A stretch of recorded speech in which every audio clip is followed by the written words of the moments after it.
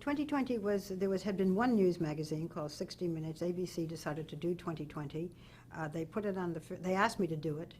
In the beginning, I said I couldn't take another failure. It was very smart of me to have said that, and I really emotionally, I guess, couldn't. The first program was such a disaster.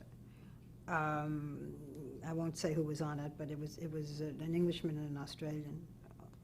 In any event, and Roone Arledge didn't know what to do, and as luck would have it, he needed someone right away. Hugh Downs was guest hosting on Good Morning America, and Roone said, "Is he available?" And he was, and that's how Hugh started. And then it was felt after a couple of years, when I had done all of this different kind of reporting, I felt that I wanted a home, I wanted a place, because many of my interviews were on 2020. And Roone felt that it would be very good to have the two of us. We worked well together, and that I could bring some things to the program that might be advantageous to the program.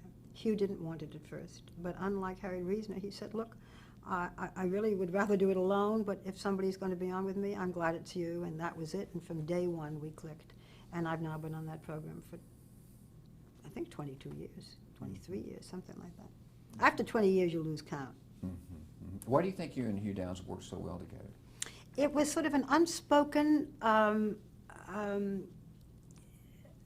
lovely relationship. The audience felt our affection for each other. We were very different kinds of people with very different kinds of mind, but we had a little humor. And Hugh was never resentful of my big interviews, and he did lots of wonderful adventure stories that the audience loved.